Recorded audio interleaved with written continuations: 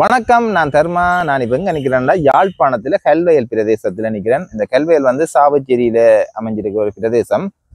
இப்போ வந்து இந்த தென்னை பயிர்களுக்கு தாக்கி வர வெள்ளை ஈத்தாக்கம் இது வந்து ஒரு பெரிய ஒரு பேசுபொருளாக இருக்குது. தேங்காய் விலை அதிகரிப்பு, தேங்காய் அளவு வந்து உற்பத்தியின் அளவு வந்து குறைகிறது, இதுகளுக்கு எல்லாமே காரணமாக இருக்கிறது இந்த வெள்ளை ஈத்தாக்கம் என்று சொல்லப்படுது. நீங்கள் தென்னோலியை பார்த்தீங்கன்னா தெரியும், ஒரு கருப்பு நிறம் மாதிரி இந்த ஓலிகள் எல்லாம் இருக்கும்.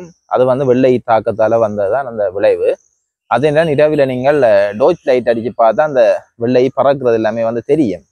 இது வந்து ஒரு பெரிய ஒரு பாதிப்பை ஏற்படுத்தி வருகிறது நாடு பூராகவும். இந்த தாக்கத்தை வந்து எப்படி கட்டுப்படுத்தணும் என்று சொல்லி இன்றைக்கு வெள்ளை தாக்கத்துக்கான மருந்து தெளித்தல் இடம்பெற இருக்குது. அந்த மருந்து தெளித்தலை காண்பிக்க போறோம் உங்களுக்கு. ஏன்னா இது வந்து எல்லாருக்குமே தேவையானது உண்டு. எங்களோட பொருளாதாரத்தில் முக்கியமான பங்கு வகிக்கிறது வந்து தென்னை. அப்போ அதால் வந்து இதை எப்படி இதை கட்டுப்படுத்தலாம்னு சொல்லி இன்றைக்கு வந்து மருந்து தெளிக்க போயினோம். மற்றதை அவையோட கேட்டு இது எப்படி கட்டுப்படுத்துறேன்னு சொல்லி உங்களுக்கு முழுமையாக தாரன். தொடர்ந்து இந்த காணொலியை இறுதி வரை பாருங்கள்.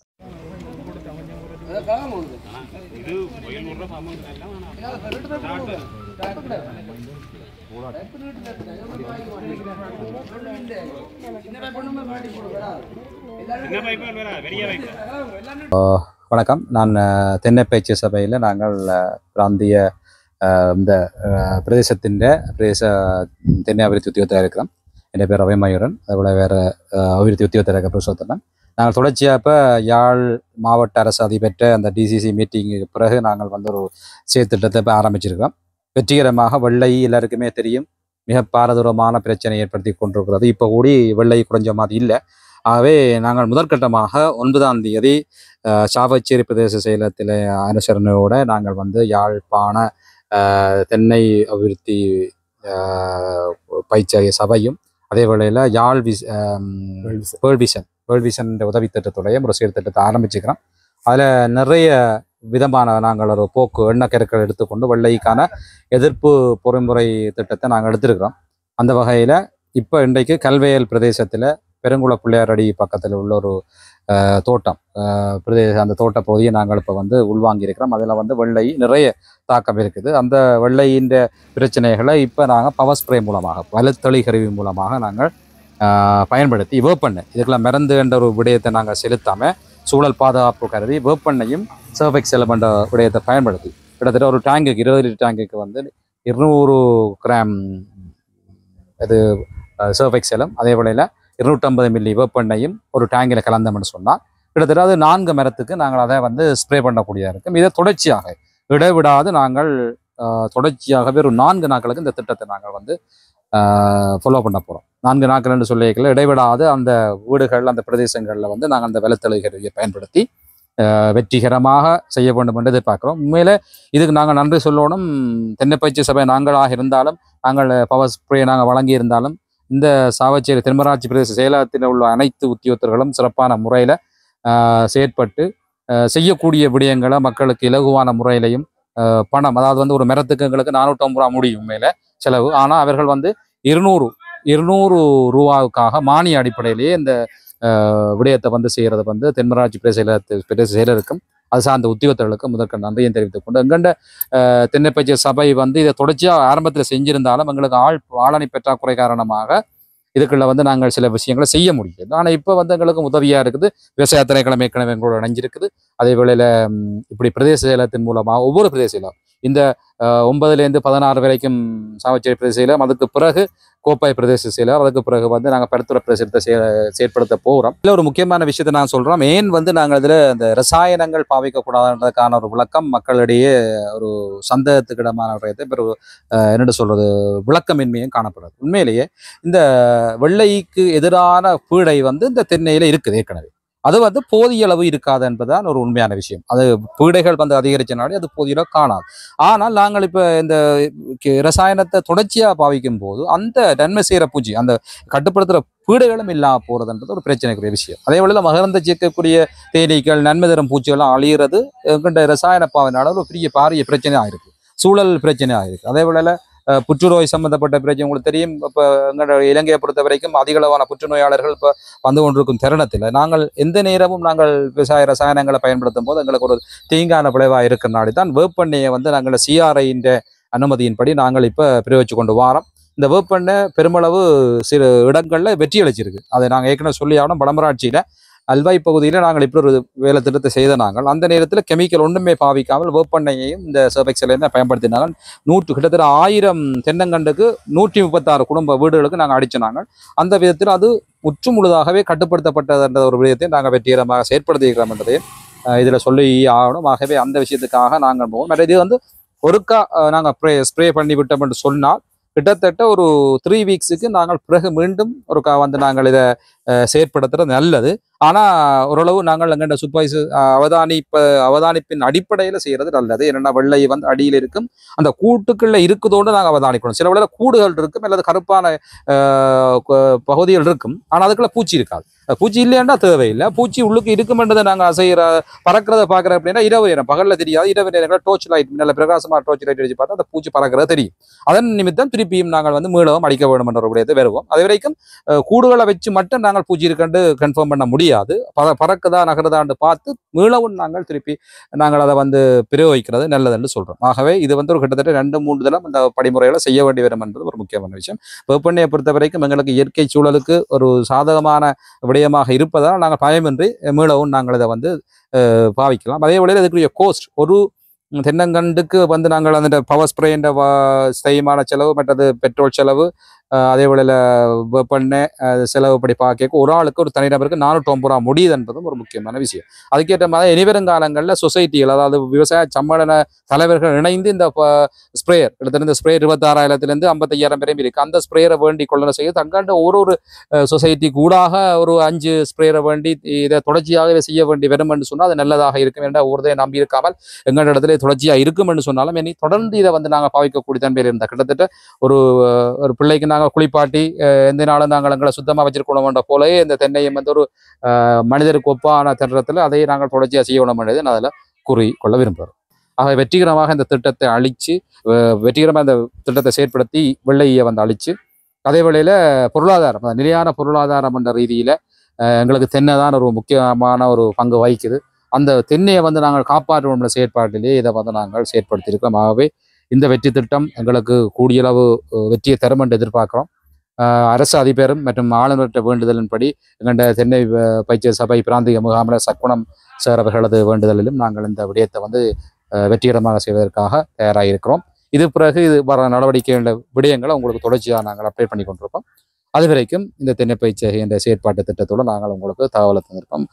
அது வரைக்கும் இந்த யாழ் தர்மா என்ற ஒரு யூடியூப் சேனல் ஊடாக இந்த தகவலை வழங்குறதுல நாங்கள் பெருமைப்படுறோம். தொடர்ச்சியாக மக்களுக்காக நீங்கள் இந்த காணொலியை பகிர்ந்து கொள்வது எங்களுக்கும் ஒரு தேவையான விடயமாக இருக்கிறது என்று கூறி விடைபெறுறோம். நல்லா கரைங்க, ஓப்பன் விடக்கூடாது, அதை போட்டு நல்லா கரை கரைக்கிற பெண்ணை நீங்கள் உங்களுக்கு அடிக்கிற தென்னை அளவு குறை கரைக்க கொஞ்சம் பஞ்சு போட்டீங்கன்னா நீங்கள்லாம்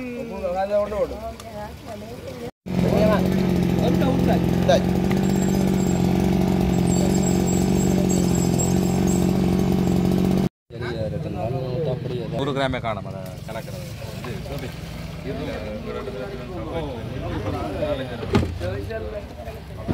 கரைச்சி போட்டு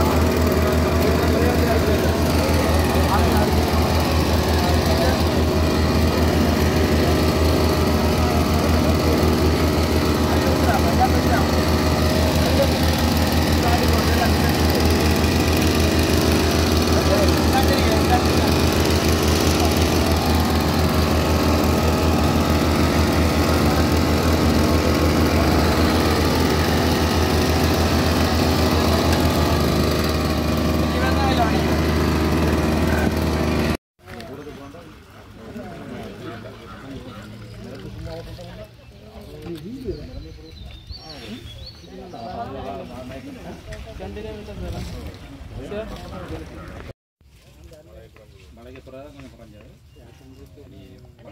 இல்லை 12 மணிக்கு தானே அடிச்சா சரியா இருக்குமே